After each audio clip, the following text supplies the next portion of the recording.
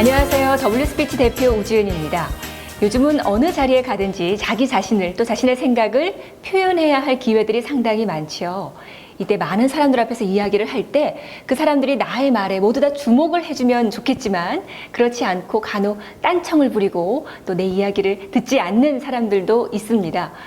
그럼 그 사람에게 너무 신경을 쓰인 나머지 어머 내 얘기가 재미없나 봐 어떡하지? 빨리 다른 이야기 해야 되겠다 하면서 순간 머릿속이 복잡해지고 그러면서 자신이 생각한 바를 충분히 표현하지 못하고 들어오는 경우가 있습니다.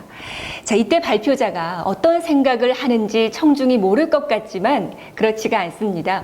청중에게 너무나 신경을 많이 쓰는 발표자는요, 비교적 내용의 전개가 빠르고 또 한 주제에서 다른 주제로 넘어갈 때 대충 마무리하고 넘어가기 마련이지요. 그래서 이런 당황스러운 상황 속에서도 어떻게 하면 자신의 마음을 잘 컨트롤하면서 또 청중과 더 잘 교감할 수 있는 스피치를 할 수 있는지 그 방법을 오늘 3가지 제안해 드리겠습니다.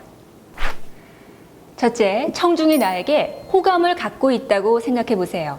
스피치를 하기 전에 온갖 걱정과 불안에 휩싸이고 청중을 두려워하는 존재로 인식하는 경우가 많습니다.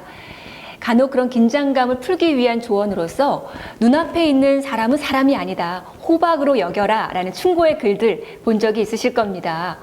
자, 앞에 있는 사람이 사람이면 긴장을 하고 호박이면 물건이면 긴장을 하지 않게 되는 걸까요? 사람을 사람으로서 바라보지 않고 존중하지 않는데 어찌 그들의 마음을 움직이고 또 내 열정을 전달할 수가 있겠습니까? 자, 그보다는요, 생각의 전환을 하는 것이 필요합니다. 그 자리에 모인 모든 사람들을 나를 싫어하거나 혹은 나를 평가하려는 사람이 아니라 나를 좋아하는 사람들이다. 나에게 호감을 갖고 있다라고 생각을 해보십시오. 자, 귀한 시간을 내서 그 자리에 앉아있는 그 사람들이 그 시간이 무의미하게 쓸모없는 이야기로 지나가기를 원하겠습니까? 아니겠죠? 뭔가 자신에게 도움이 되기를 바라고 또 더 나아가서는 마음의 감동, 또 동기부여를 얻기를 원할 것입니다. 자, 청중의 그런 기대감을 알고 그 기대감을 충족시켜주기 위해서 노력을 해보십시오. 둘째, 프로포즈 한다는 기분으로 청중과 눈맞춤을 시도해보세요.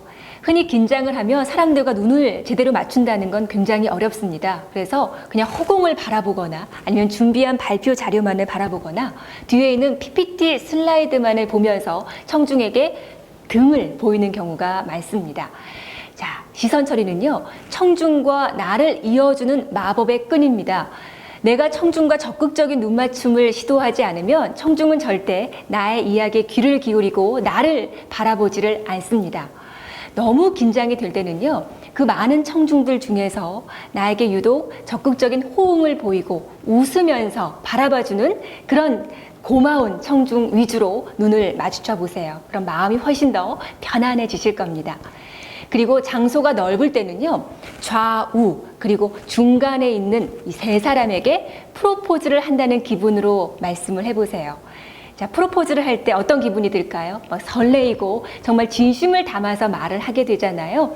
그렇게 말을 하다 보면 진심이 통한다는 게 이런 기분이구나. 내 자신이 느껴지면서 나의 페이스를 찾고 여러분이 준비한 바를 잘 풀어내실 수가 있습니다.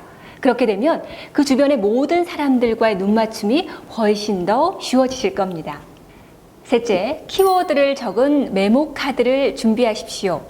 원고가 없이는 도저히 불안해서 스피치를 하기 어렵다 하시는 분들은요, 이런 키워드를 적은 메모 카드를 미리 준비를 해보시는 겁니다.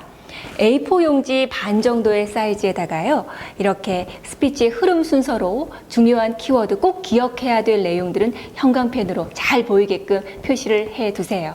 그리고 이것을 바탕으로 자꾸 연습을 해보시기 바랍니다. 자, 이 메모카드를 들고 있다는 사실만으로도 굉장히 마음이 편안해지면서 중간에 내용을 잊어버리면 어떡하지 하는 불안감에서 벗어나실 수가 있을 거예요.